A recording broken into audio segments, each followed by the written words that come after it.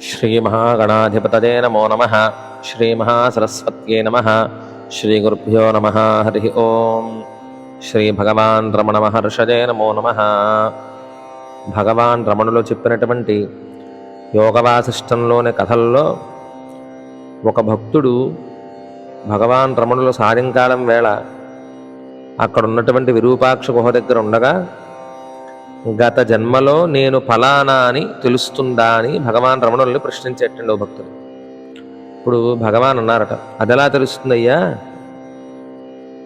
వాసవ ప్రపంచంలో అంటే ప్రస్తుతం ఉన్నటువంటి ప్రపంచంలో అందరూ పరమేశ్వరుడు యొక్క మాయలో సంచరిస్తారే కానీ గత జన్మలో ఫలానా జీవినని ఏ ఒక్కరికి తెలియదు.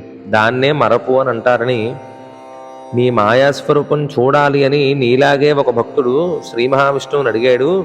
ఆ కథ చెప్తానని భగవాన్ రమణులు యోగవాసిష్టంలో ఉన్నటువంటి కథ చెప్తున్నారని. ఏంటంటే కోసల దేశంలో గాధి అనేటువంటి ఓ బ్రాహ్మణోత్తముడు గొప్ప తపస్సంపదతో విరాజిల్లుతూ ఉండేవాడు.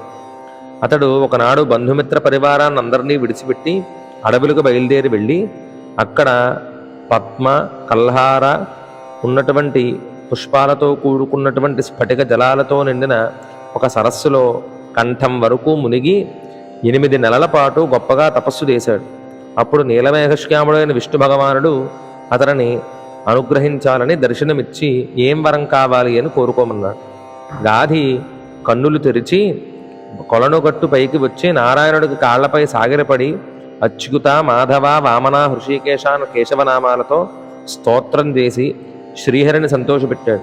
ఆ పైన శ్రీ మహావిష్ణువుతో ఇలా అన్నట్టండి, భగవన్, నాకు పరబ్రహ్మైక్యము పొందాలని ఒకే ఒక కోరిక ఉంది. అది అనిర్వచనీయమైన నీ శక్తి వల్ల సకల భువనాల్ని ఆశ్చర్యంగా సృజించేవో ఆ మాయను కూడా తెలుసుకోవాలనుంది. ఈ రెండే కోరికలు నాకు. ఒకటి పరబ్రహ్మైక్యము, రెండవది నువ్వు ఈ సృష్టి మొత్తాన్ని మాయతో అలా నడిపిస్తున్నావో ఆ మాయని తెలుసుకోవాలని కోరికగా ఉంది. ఆ పై నీ దయ అని చెప్పి నమస్కారం చేస్తే అప్పుడు మహావిష్ణువు అన్నట్ట, అయ్యా నేను బ్రాహ్మణ ప్రియుడినయ్యా గాది, నీ పలుకులలో బ్రహ్మత్వం చాలా స్పష్టంగా తెలుస్తున్నది. ఇంకెందుకు, నీ మాయ ముచ్చట కూడా తీరుస్తాను. ఆ తర్వాత అన్ని బంధాలని విడిచిపెట్టి పరబ్రహ్మతత్వాన్ని తెలుసుకుని ఆత్మానుసంధానం పొందుతావు. ఇంకా అచ్యుతుడనైన నన్ను సంతృప్తిపరిచేవు కాబట్టి ఇంకా నువ్వు లోటేమీ ఉండదని ఒక నవ్వు నవ్వి అదృశ్యమైపోయినాడు ఆ శ్రీ మహావిష్ణువు. వెంటనే ఆ బ్రాహ్మణ శ్రేష్ఠుడు కొంతకాలం అడవిలోనే సత్కాలక్షేపం చేస్తూ ఎప్పుడూలాగే ఒకరోజు స్నానం చేద్దామని ఆ కొరంలోకి వెళ్ళాడు. ఆ హరినే తలుచుకుంటూ ఆ నీటిలో మునగ్గానే రోజూ పఠించేటువంటి స్నానమంత్రాలన్నీ మర్చిపోయాడు. ఇంతలో అతనికి ఒక కల వచ్చింది, ఒక అనుభూతి వచ్చింది. ఏంటంటే అతను పూర్వం నివసించినటువంటి గృహంలో ఏదో రోగ కారణంగా చచ్చిపోయి ఉన్నాడు. కుటుంబం అంతా చుట్టూ చేరి ఏడుస్తున్నారు. భార్య పాదాలపై పడి పిల్లలు తల చుట్టూ కూర్చుని ఏడుస్తూ కొంతసేపటికి ఇతర బంధువులు వీరిని ఓదార్చగా అతని శరీరాన్ని పాడిపై పోసుకుంటూ వెళ్ళి శ్మశానంలో బూడిద చేశారు. అయిపోయింది. తర్వాత అతను మరో స్త్రీ గర్భంలోకి ప్రవేశించాడు. ఆవిడ ఎలా ఉందంటే అసలు నల్లటి శరీర వర్ణంతో ఉండి ఉచ్చం నీచం తెలియకుండా ఏది పడితే అది భక్షించే నికృష్ట జాతికి చెందినటువంటి ఒక స్త్రీ గర్భంలోకి ప్రవేశించాడు. ఇంకా కొన్నాళ్ల తర్వాత ఆమె ప్రసవించగా జన్మించాడు. ధర్మానికి కానీ ధర్మానికి సంబంధించిన భావంతో ఉండేటువంటి ఏ పదం కానీ స్ఫురించేటువంటి దానికి చాలా దూరంగా ఉండేవారు ఆ జాతివారు. అతడు యువకుడై అడ్డమైనవన్నీ తినడంతో బాగా కండలు పట్టి మసిబుగ్గును మరిపించే శరీరంతో ఉన్నాడు. ఇంతలోనే అతని రంగులోనూ అతని దుర్వాసనాయుత చిత్తం అంటే మనస్సుతోనూ పోటీ పడే పిల్లనిచ్చి పెళ్లి చేశారు. వారికి పుట్టిన సంతానం గురించి మరి వర్ణించక్కర్లేదు. చూస్తూ ఉండగానే చాలా కాలం పూర్తయింది. వార్ధక్యం వచ్చింది. ఓ మాయదారు రోగం వచ్చి భార్యాబిడ్డలందరూ కూడా చనిపోయారు. ఇతడు ఒక్కడే ఏకాగ్గా మిగిలాడు. భార్యాబిడ్డలు పోయారు కానీ కామవాంఛ మాత్రం పోలేదు. అందుకని దేశదిమ్మరగా తయారై చేతికి అందినది వాళ్ళు వీళ్ళు దయతెల్చి ఇచ్చినది తింటూ అలా గాలిపటంలా నడుచుకుంటూ కీరదేశం అనేటువంటి ఓ దేశంలోకి ప్రవేశించాడు. కళ్ళు మిరుమిట్లు కొలిపే రాజవీధుల వెంట తిరగడం మొదలుపెట్టాడు. సంతానం లేని ఆ దేశం రాజు మరణించాడు, కొత్త పాలకుడు కావాలి. ఆ దేశ సంప్రదాయం ప్రకారం రాజుగారు అలాగా ఉన్నట్టుగా చనిపోతే ఆ ఏనుగుని వీధిలోకి విడిచిపెడతారు. ఆ ఏనుగు ఎవరినైతే తన మీదకి ఎక్కించుకుంటుందో వాళ్ళని రాజుగా ప్రకటిస్తారు. అలా ఏనుగు నడుచుకుంటూ వచ్చి ఈ నికృష్టుడిని అంబారీ ఎక్కించుకొని తొండం ఎత్తి పెద్ద ఘీంకారం చేసింది. అంతే, మంత్రి సేనా పరివారం అంతా ఒక్కసారిగా తమ కొత్త రాజుకు దిగిజయధ్వానాలు చేసి రాజభవనానికి వెళ్ళిపోయి, గతించిన రాజుకి ఎంతమందో రాణులున్నారు, చాలా సౌందర్యవంతులు.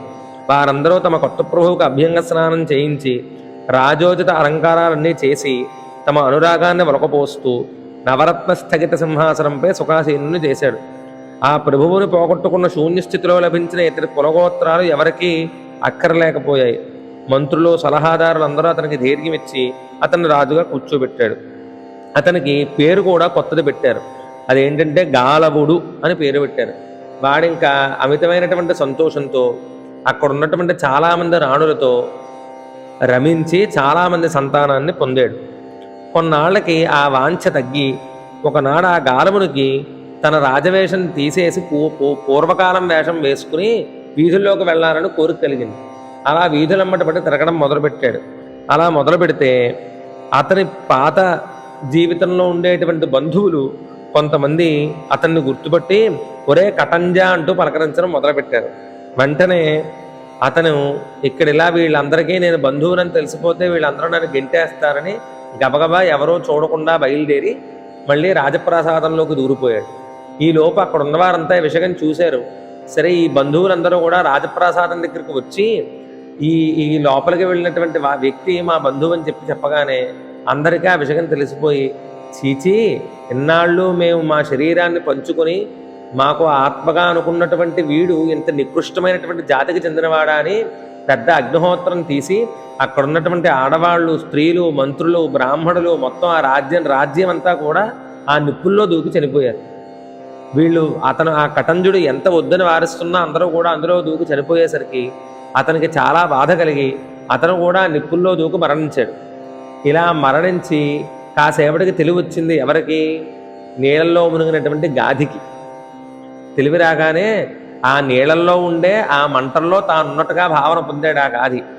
అప్పుడు బయటికి వచ్చి, నేను ఏనాడో మహావిష్ణువును నీ మాయను తెలుసుకోవాలనుకుంటున్నాను, ఆ మాయకు సంబంధించినటువంటి విశేషమేనేమో ఇదని అనుకుని తన ఆశ్రమానికి వెళ్ళిపోయాడు.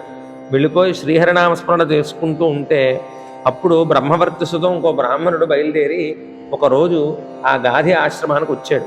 అక్కడికి వచ్చి వెంటనే గాధి అతన్ని పూజించి మధుపలాదులతో విద్దు చేసి కొంత విశ్రాంతి అయిన తర్వాత ఇద్దరు కూడా ఆత్మజ్ఞాన కథలతో మాట్లాడుకుంటున్నారు. వాళ్ళు అలా మాట్లాడుకుంటుంటే ఆ వచ్చినటువంటి బ్రాహ్మణోత్తముడు, నేను ఈ మధ్యన ఒక గొప్ప సంఘటన చూశాను. కీరదేశాధిపతి మరణించగా ఒక అపరిచితుణ్ణి రాజుని చేశారు. నేను ఆ సమయంలో ఆ కీరదేశంలో మా బంధువులంటే విడది చేశాను. ఆ సమయంలో ఆ అపరిచితుడు ఒక నీచ కులంబాడైనాడిని అక్కడ ఉన్నటి వాళ్ళందరూ కూడా ఆత్మహత్య చేసుకొని మరణించారు. నేను ప్రత్యక్షంగా చూశాను. నేను ఆ దేశంలో ఉన్నందుకు కాను, ఆ నీచుడు పరిపాలించినటువంటి దేశంలో ఉన్నందుకు కాను నేను ప్రాయశ్చిత్తంగా ప్రయాగక్షేత్రం వెళ్ళి త్రివేణీ సంగమం తీర్థం సేవనం చేసుకుని తీర్థదానాదికలు నిర్వహించి ప్రొచ్చర చాంద్రాయణ వ్రతాలు సలిపి తిరిగి వస్తూ ఇదిగో మీ దగ్గరికి వచ్చాను. మీ వంటి తపోధనుల సాంగత్యం చేత నా పాపం పూర్తిగా ప్రక్షాళమైనట్టుగా విశ్వసిస్తున్నానని బయలుదేరి వెళ్ళిపోయాట ఆ బ్రాహ్మడు. అప్పుడు గాధి ఆశ్చర్యానికి అంతులేదు. నాకేమో అనుభవంగా కలిగింది 4 నిమిషాల పాటు, కానీ ఇది ఒక చోట నిజంగా జరిగింది. ఇదే విష్ణుమాయ అంటే అనుకుని ఆ విష్ణుమూర్తిని ప్రార్థిస్తే మళ్ళీ విష్ణుమూర్తి ప్రత్యక్షమయ్యాట. అయ్యి, నువ్వు కోరిన మాయను దర్శించావా? ఇంకేం కోరుతావో చెప్పు నిర్భయంగా అని అన్నట్ట విష్ణుమూర్తి. గాధి గగుర్పాటుతో సాగిలపడి, హృషికేశ, ఇంకా నాకే కోరిక మిగలలేదు. నీ కృపచేత కానీ ఈ మాయ నాకు ఎలా కలిగిందో అది కొంచెం వివరించంటే అప్పుడు విష్ణుమూర్తి చెప్తున్నాడు, ఏమయ్యా, ఎప్పుడు కూడా ఒక విషయం గుర్తుపెట్టుకో. విశ్వం మొత్తం నడుస్తోందంటే దానికి కారణం భగవంతుడు పైన మీకున్నటువంటి నమ్మకం. ఆ నమ్మకం ఎప్పుడైతే సడలపోయిందో మీరు ఉన్నట్టుగా మాయలో పడిపోతారు. కానీ మీరు భగవంతుడిని పూర్తిగా నమ్ముతున్నట్టుగా అనుకుంటారు, కానీ మీరు పూర్ణంగా నమ్మరు. ఆ నమ్మకం లేకపోవడం చేతనే మీరు మీ పని మీరు చేసుకుంటూ భగవంతుడిని విడిచిపెట్టేస్తూ ఉంటారు. భగవంతుడి పైన పూర్తిగా భారం వేసినటువంటి ప్రహ్లాదుడు ఎలా ఉంటాడో అది పూర్తి నమ్మకం. అది కొంతమందిలో మిగులుంది. అందుచేతనే ఈ విశ్వం అంతా కూడా నడుస్తూ ఉంది. కాబట్టి నువ్వు ఇప్పుడు ఆ మాయను చూసావు కాబట్టి నా పైన పూర్తిగా నమ్మకం కలుగుతుంది. ఇంకా నీకు ఆ మాయ గురించి ప్రస్తావనే రాదు. కాబట్టి నువ్వు ఇంకా జీవన్ముక్తునిగా భాషిస్తూ 1 దశాబ్దం అయిన తర్వాత విదేహ కైవల్యాన్ని పుచ్చుకొని నా యందు చేరుతావని చెప్పి దీవించి వెళ్ళిపోయాడు.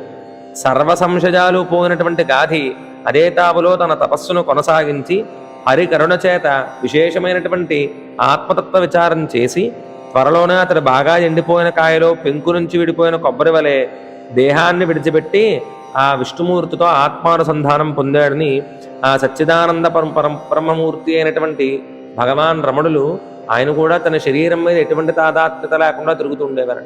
ఆ మహానుభావుడు శరీరానికి దెబ్బ తగిలినా ఏం జరిగినా కూడా భగవాన్ రమణులకు అసలు అంతుపట్టేదే కాదు.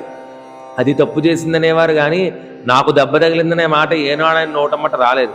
కాబట్టి ఎప్పుడూ కూడా ఎవరు ఏ పని చేసుకుంటున్నా కూడా ఈ ఆత్మ కానీ నడిపించేటువంటి శక్తి కానీ అంతా ఈశ్వరమయంగా భావన చేస్తూ కాలక్షేపం చేయాలని భగవాన్ రమణులు యోగ వాసిష్టంలోని ఈ గాథ చరిత్రను మనకు బోధగా వినిపించారు. సర్వం శ్రీ అరుణాచలేశ్వర పరబ్రహ్మార్పణమస్తు.